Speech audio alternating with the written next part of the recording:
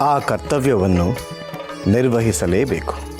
ಆ ಗುರುತರವಾದ ಜವಾಬ್ದಾರಿ ನಿಮ್ಮ ಮೇಲಿದೆ. ಇದನ್ನು ನೀವು ಎಂದಿಗೂ ಮರೆಯಬಾರದು. ಈಗ ನನ್ನಿಂದಾಗಬೇಕಾಗಿರುವ ಕಾರ್ಯಗಳ ಬಗ್ಗೆ ತಿಳಿಸಿ ಗುರುಗಳೇ. ಅದನ್ನು ಶಿರಸಾವಹಿಸಿ ಪಾಲಿಸುತ್ತೇನೆ. ಈಗ ನನಗೆ ನಿಮ್ಮ ಮಾರ್ಗದರ್ಶನದ ಅಗತ್ಯವಿದೆ.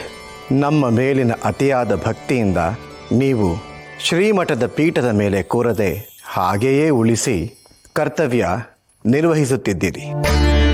ಅದು ಆಗದು. ನೀವು ಈ ಪರಮಹಂಸ ಪೀಠಾರೋಹಣವನ್ನು ಮಾಡಿ ನಮ್ಮ ಪರಂಪರೆಯನ್ನು ಬೆಳಗಿಸಬೇಕು. ಇದು ನಿಮ್ಮ ಹಕ್ಕು, ನಮ್ಮ ಆಶಯ, ಆಗ್ರಹವೂ ಕೂಡ. ಗುರುಗಳೇ, ತಮ್ಮಂಥ ಮಹಾನ್ ಪುರುಷರು ಏರಿದ ಈ ಪೀಠಕ್ಕೆ ನಾವೇ, ಅದು ಸಾಧ್ಯವಿಲ್ಲ. ಸುಧೀಂದ್ರರೇ, ಪೀಠ ಎನ್ನುವುದು ಪದವಿಯಲ್ಲ, ಅದು ಒಂದು ಜವಾಬ್ದಾರಿ, ಕರ್ತವ್ಯ. ಈಗ ನಿಮ್ಮ ಕಾಲ ಪ್ರಾರಂಭ ಆಗ್ತಾ ಇದೆ. ಈಗ ನೀವೇ ಇದನ್ನು ಮುನ್ನಡೆಸಬೇಕು. ಮುಂದೊಂದು ದಿನ ನಿಮ್ಮ ಶಿಷ್ಯನ ಕಾಲವು ಪ್ರಾರಂಭ ಆಗುತ್ತೆ. ನಿಮ್ಮ ಶಿಷ್ಯನಿಂದ ದ್ವೈತ ಸಿದ್ಧಾಂತದ ಸುವರ್ಣ ಯುಗ ಆರಂಭ ಆಗುತ್ತೆ. ಸುಧೀಂದ್ರರೇ, ವೆಂಕಟನಾಥ ಸಾಧಾರಣ ವ್ಯಕ್ತಿಯಲ್ಲ. ಶ್ರೀ ಮಹಾವಿಷ್ಣುವಿನ ಅಂಶದಿಂದ ಶಂಕುಕರ್ಣನಾಗಿ ಹುಟ್ಟಿ ಪ್ರಹ್ಲಾದ ರಾಜರಾಗಿ ಜನ್ಮ ತಳೆದು ಮಹಾವಿಷ್ಣುವಿನ ಮಹಿಮೆಯನ್ನು ಜಗತ್ತಿಗೆ ಸಾರಿದವನು.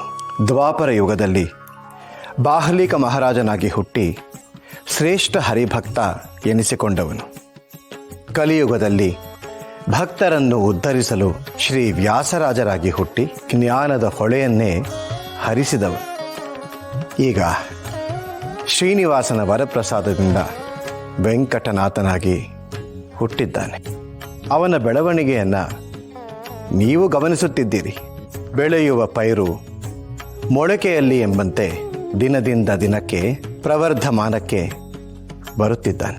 ಮುಂದೊಂದು ದಿನ ಈ ಪೀಠದಲ್ಲಿ ಕುಳಿತು ಕಷ್ಟದಲ್ಲಿರುವವರ ಕಣ್ಣೀರನ್ನು ಒರೆಸುತ್ತಾನೆ. ನೊಂದವರಿಗೆ ನೆರವಾಗುತ್ತಾನೆ. ಕಲಿಯುಗದ ಕಲ್ಪತರು, ಕಾಮಧೇನು ಎಂದೇ ಪ್ರಖ್ಯಾತನಾಗುತ್ತಾನೆ. ಆ ದಿನಗಳನ್ನು ನೋಡುವ ಭಾಗ್ಯ ನಿಮ್ಮದಾಗುತ್ತದೆ. ನಮ್ಮ ಚಿಂತೆಯನ್ನು ಬಿಡಿ.